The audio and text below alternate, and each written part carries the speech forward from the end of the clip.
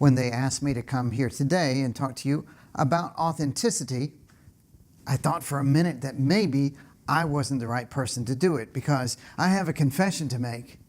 I am a fake. I am a fraud. I am an imposter. And if the truth be told, I would imagine that you also are a fake and a fraud and an imposter. But you see, it isn't our fault. Since the beginning of time, we've been told that as leaders, what we need to do is we need to fake it. Wait a minute, how's that go? We need to fake it until we make it. That's right. Fake it until we make it, as though somehow or another leadership skills arise out of our pretending or play acting a part. And all we need to do is to act as though we are successful, and then as leaders we will become successful. The only problem with that is that it is fundamentally, undeniably wrong. That we find ourselves as leaders caught in this authenticity paradox. What we have is we have these twin needs that are completely incompatible. On this side, what we need is we need to be seen as the perfect, polished professional.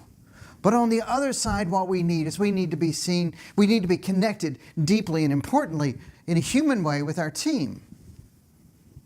But those two needs are incompatible. They cannot possibly exist at the same time. As a matter of fact, the more perfect that we seem to our teams, the less chance they have to connect with us. And why would that be? Why would that be? Is because as humans, what we need is we need to connect with people who are similar to us, who are like us. As a matter of fact, the more like us they are, the easier it is for them to connect with us. Humans as a species have always advanced by finding people who share our same beliefs and our same values, and then they'll have our backs if something goes wrong. That's what we're looking for. And so when we come across to our teams as being these perfect, polished professionals, they don't have a chance to connect with us. All of us are looking for people who are similar to us, and those are the people that we connect with. I'll give you an example. My wife and I were just in Amsterdam, and we had a lovely trip. We were on a train in Amsterdam, and we heard somebody with an American accent. And not just an American accent, but a Southern American accent. Somewhere on this train, we heard this man say, Amsterdam, Amsterdam.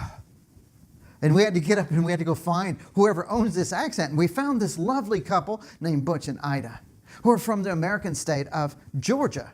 Now, we're from Florida, they're from Georgia, and so it's like we're neighbors. And so we became immediately drawn to them. We became immediate friends.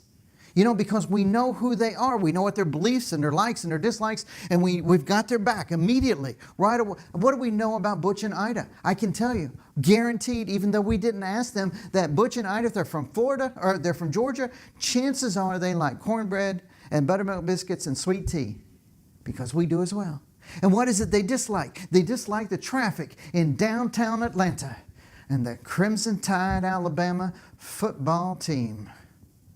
See, I'm kidding, but it's the truth, is that you look for people who are just like us. And so as we try to move our staff from being these money-driven, disengaged people to these mission-driven and very engaged people, what we find is that right there in the middle, what we need is we need for them to have a sense of belonging. They need to find a sense that they're important here. One of the most important questions that Gallup asks employees is, do you have a best friend at work? The absence of a best friend at work means you are disengaged. Now, as leaders, of course, are we perfect? Well, of course not. I mean, not even close, right? I mean, as I go around the country and I talk to leaders, the very first thing they will tell me about is they will tell me about the times that they came up short, the times that they tried something and it failed, their failures, and they're very much aware of the times that they have struggled. But they don't get up in front of their teams and talk about that. You know, they keep that struggle to themselves. But I tell you what, this is why it matters. 70% of American workers are disengaged. Disengaged, disgruntled, unsatisfied workers, they are more likely to leave, they're more likely to, they're less productive, they're less creative, and they're more likely to run our customers off. And that gets very expensive. They put the price of the disengaged worker at $500 billion with a B dollars a year in lost productivity every year. Now, I always thought that speaking skills, as a speaking coach, I thought that speaking skills would have to be part of the answer. Because the average leader spends 80% of their time communicating. So if we made them better communicators, then they would be better leaders of their team, and then we would have fewer disengaged workers, right?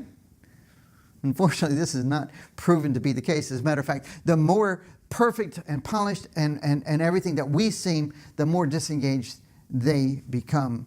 But I do see moments, I see this particular moment when this leader at this time, under this circumstance, all of a sudden gets up and speaks, and he connects, or she connects, in a way that matters in a deep and important way.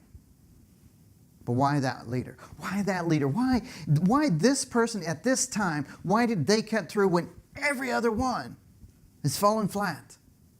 The answer is this. When employees feel most connected to their supervisor is the moment when their supervisor talks about their own flaws. In other words, authenticity and leadership go hand in hand. See, in this world, there is just so much fake. We have fake Rolexes and fake purses and fake this and fake that. And, you know, and if you're talking about, like, if you have fake eyelashes or if you've got tinted contact lenses, that's not what I'm talking about. But what I'm talking about is fake people. With fake people, all of a sudden, it matters. With fake people, we risk too much. Now, in order to really get this authenticity paradox, let me tell you a story. Now, this is a true story. I've changed a few of the details because this is a true story that's still going on. But I'll change a couple of the details to not embarrass anybody, but this is the story. And what happens is this. There's an 87-year-old man in Abilene, Texas, who lives by himself. He has buried 2 wives, and his children have children of their own. And he is lonely and alone. He spends most of his night watching TV. He watches a lot of Golden Girl marathons. And what he wants is what we all want, and that is to have a deep and meaningful connection with someone. Now, no one's exactly sure how the next step happened, but as far as anybody in the family can tell, they think that the grandson may have taught his grandfather, this 87-year-old man, the idea of how to find love online. And so the 87-year-old grandfather did what any 87-year-old grandfather might do, is he went online and created a dating account at a dating website called FoxyCuties.com. And then they asked him a screen name, and so he picked Sparky because he was once an electrician. And then they asked him what his age was, and instead of being 87, he made himself 52. And then they asked him, he upgraded his apparent wealth a little bit by standing in front of a Porsche 911 that happened to be parked in front of the Piggly Wiggly one day when he was there picking up the prescription. And then he posted all that, and he sat back and he waited. Now, much to everyone's surprise, including his very embarrassed family, Sparky ended up being a bit of a hit. Young women in their 20s and 30s could not wait to meet Sparky, the 52-year-old who looked 87. And Sparky, the man who had spent so many evenings staring at Betty White, was suddenly the toast of the tiny hottie universe. And before the family could step in and do something, Sparky did meet a few of them. Kitty and Lola wanted to meet him at the same time, and so they met at the Golden Corral, and they had a pretty good date. Now, somewhere around the cash register, in the flurry of dangerously high heels and Gucci perfume, Sparky misplaced his credit card. But the date ended with a kiss from both women in the parking lot, and Sparky went home a happy man until he got home. And when he got home, the credit card company was on the phone, and the credit card company said suspicious activity, and they closed his account, but not before Kitty and Lola had drained a good chunk of his savings. Now, the reason I tell you this story is contained in Sparky's story is all of the pieces of the authenticity paradox. Nobody in our story was telling the truth. Sparky wasn't rich, and he wasn't 52, and the ladies weren't interested in him for anything other than his bank account, and they were all being fake. And fake is a terrible foundation for connection. The more fake we are, the less possibility that we have for actual human connection. Now, I ask you, what would have happened? What would have happened if Sparky had gone to a more appropriate dating website, and if he'd just told the truth? What if he'd been authentic? What if he'd have said, I'm old, I'm lonely, I spent too much time by myself? Don't you think he could have found other people who said, yes, Sparky, that's my story? A lot of older women would have gone on there and say, I get what you're talking about. That's the way I feel. And he might have had a chance for actual connection. See, in a world where so much is fake, it is that authentic moment that cuts through like a knife. It cuts through, and all of a sudden, people sit up and pay attention, and all of a sudden, they connect because we're being real, and they sense it. I'll give you a couple of examples. In 2009, Domino's Pizza had a quality problem. They had done a survey, they sent the survey out, and the survey came back, and actually people pretty much hated their pizza. They had a quality problem. People came back and they said things like, the crust tastes like cardboard, the sauce tastes like ketchup. Some people even said, I'd rather eat the box it came in than to eat your pizza. Now, the CEO, Patrick Doyle, could have hidden those comments away, but he didn't. What he did instead was he featured those comments, and he actually bought full-page ads in major newspapers, and he put those comments up top. Crust tastes like cardboard. Sauce tastes like ketchup. And then underneath that, he said, we heard you, and we're working on it, and please give us another chance. Did that work? It worked marvelously. Since 2009, Domino's Pizza stock has shot up 600%. Domino's they grew faster than Apple and Amazon and McDonald's. They're now worth $12 billion. See, we connect with the pizza guy who just wants to make a better pizza. If he's struggling, we understand because sometimes we struggle as well. His struggle becomes our struggle. We connect with the person who's struggling because we also struggle. Do you ever struggle? Of course we do. We all do. This is Jenna Kutcher. Jenna Kutcher is a wedding photographer and a blogger, a very successful blogger. And this is her and her husband on vacation in Hawaii. Now, when she posted this photograph on her blog, something unexpected happened.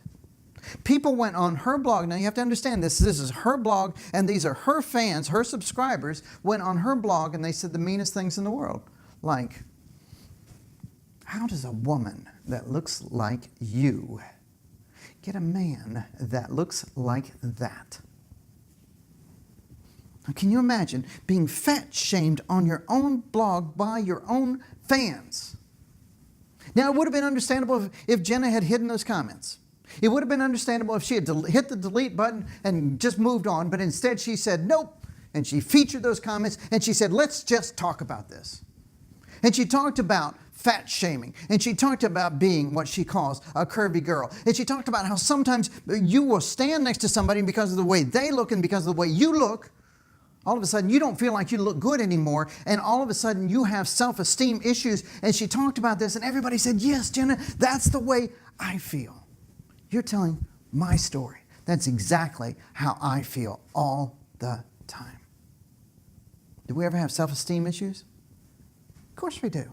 We all do. We struggle. That's something we all struggle with. And because she was deeply flawed and human and talked about it, we felt connected to her. Now, my story has, thankfully, nothing to do with anyone taking their shirts off. That would not be pretty. But I was a young leader in an organization. I was new in this organization. I was a young leader, changed to this organization, and they put me in charge of a department. And my job, one of the first things I was to do was to create revenue projections and send them away to corporate. So I did that. Revenue projections, sent them away to corporate. Now, those of you that work in corporate understand how this works. Once you send something to corporate, there's no takebacks. No takebacks. Nope. You send it. You can't call up and say, oopsie, let me redo that. And so I had done that. I'd sent this away, and then I had a team meeting, had all my people around in a team meeting. And one of the guys in the back is doing math in the corner of his page. And then he looks up at me in horror, and he says, Daniel, did you know that your math is off? Of course I didn't know my math was off. I wouldn't have sent it if I knew my math was off. But he said, look, it's not just a little bit off. It was almost $200,000 off. That is a colossal mistake. That is a massive mistake. That is a fireable mistake. And I'm sure that my staff is looking at me and saying, Where do they get these leaders from? Really? I get a leader in here that doesn't even have the ability to do simple math. My authentic moment went like this. I confessed. I stood up, and I'll confess to you right now. I can't do math. I mean, I can't do math at all. I know people say that. People just in the hallway, they'll say, oh yeah, I can't do math. But I mean, I cannot do math, even a little bit. If you can't read, they say you're illiterate. But the word for if you can't do any calculations in your head, you're innumerate. And that's me. I can't do any calculations at all. And even with a calculator, I'll punch the numbers in and then look at that number, and I can't tell if that number is right or if it's off or if it's way the heck off. I have no way of knowing. None of that makes sense to me. And always before, what I had done is I had a cheat. I had a workaround. I could hand this to somebody else and say, Deborah, would you look at that? And then she would correct my mistakes. But because I was new in this organization, I didn't have that cheat or that workaround. My staff looked at me for a few minutes.